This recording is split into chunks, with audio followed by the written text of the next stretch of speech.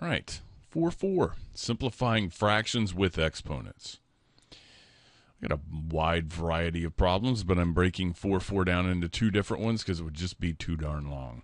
Let's look at our concept of the day here, and that's going to be something like x to the third over x to the second power, and what that equals.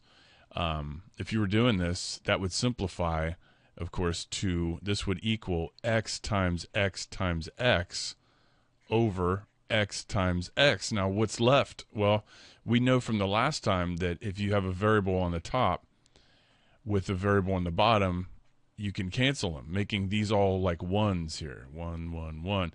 So what's left is 1 times x over 1, which is just x. Now, you can start to see a rule develop here a little bit, that if you have the same base number or letter, you would take these numbers and just think about what's left. You know, if I have 3 on top, 2 on the bottom, there'd be 1 left on top. If I flip this upside down and had 2 on the top, that doesn't show up very well. 2 on the top and 3 on the bottom. What do you think? Just kind of intuitively, what would be left? Well, it would be 1 over x, because there would be 1 left on the bottom. It would be like this flipped upside down. Now let's try this in a few problems. So if I have 7 on top and 4 on the bottom, again, I guess I could do this once. 7 of them. This is something you don't want to keep doing every time because it will take you forever, but a correct answer may be worth it. And then cancel. Those are cancel, cancel, cancel, cancel, and you have 3 left on the top. So that would just be x to the third. And remember, on the bottom, these would all be 1s here. So there would be x to the third over 1, which is just x to the third. So that would be our final answer. On this one, I have 1 8 on top, 4 8s on the bottom, and you know that 8 would cancel down here. Again, one more time. 8 over 8 times 8 times 8 times 8. That 8 and that 8 would cancel, but it doesn't go away. There's not a 0 on the top. There's a 1 up here, 1s. So it'd be 1 over 8 to the third. And noticing the pink directions here, it says leave answers in exponent form. So this is how they want you to leave it. A to the fifth over a to the fifth. You can kind of see that for two reasons this equals 1. For the first reason, you would have 5a's over 5a's, and they would all cancel. But the concept of anything over itself is equal to 1, always. Okay, now let's apply that and try that on this. So if we have 4 5s on the top, and let's make our line here. Here's going to be our separating, our numerator and our denominator. So with 4 5s on the top, 5 5s on the bottom, there's going to be a 5 left over on the bottom. For the r's, if I have 7 of them on top, 2 of them on the bottom, how many are going to be left over on the top? And that's going to be 5 of them. So that's r to the fifth. All right. The alternative is to expand this whole thing out like that, which you don't really want to do unless you just want to double check your answer and you're paranoid. But this is what it would be.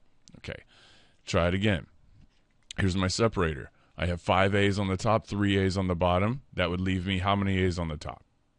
2. 4 7's on top, 7 7's on the bottom. I would have 3 7's left on the bottom. So you can see how this, once you get the hang of it, doesn't take long at all.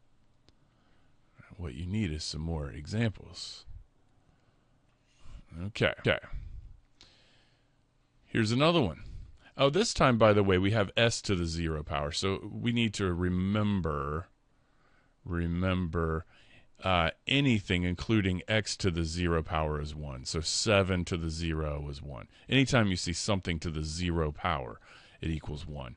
So we could actually just write this as 7 to the 7th, r to the 2nd. I hate making r's. And then times 1. We could do that if you want. Or you could just leave it off. Like 1 times this isn't going to change anything. But I'll just leave it there like that. Okay, to the 6th. So here's going to be our numerator and denominator. So on top, we got 7 sevens on top, 2 sevens on the bottom. I would have 5 left over on top. R to the second over R to the sixth. Well, that would be 2 on top, 6 on the bottom. So I would have 4 left on the bottom. 4 left on the bottom. And again, times 1. Think about that. This little times 1 here, is that going to change anything? No. So this would be our final answer. 7 to the 5th over R to the 4th. All right. Getting close to the last one here. 12/15. So looking at 12/15. Okay, 12/15 is going to reduce by 3. All right, so this would be 4 fifths. 4 fifths. So this here, there's going to be a 4 up here and a 5 down here. So just take this fraction and reduce it like you would normally. All right, 3 goes into both of those numbers. 4 times on top, 5 times on the bottom. Let's figure out the letters, though. I have 4 x's on the top. Remember, that's x times x times x times x on the top and 1 x on the bottom. So one of these x's is going to cancel this x here, leaving me 3 on the top. So it's 4x cubed.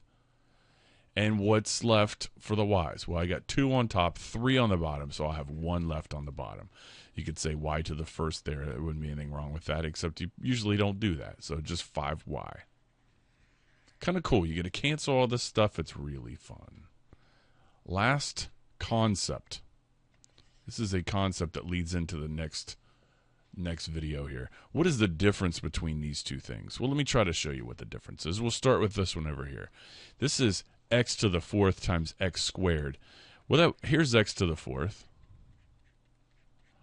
And if I'm going to multiply that by x squared, I ask you, how many x's do I have? Well, that would be x to the 6th. I have 6 of them. We write that as x to the 6th. You don't even need these parentheses. Don't even need them. All right. This is different, though. This says take what's ever inside this parenthesis and square it, or times it by itself. So x to the 4th would be x times x times x times x, and then take that times itself, just like 3 squared is 3 times 3, right? So x to the 4th squared would be this.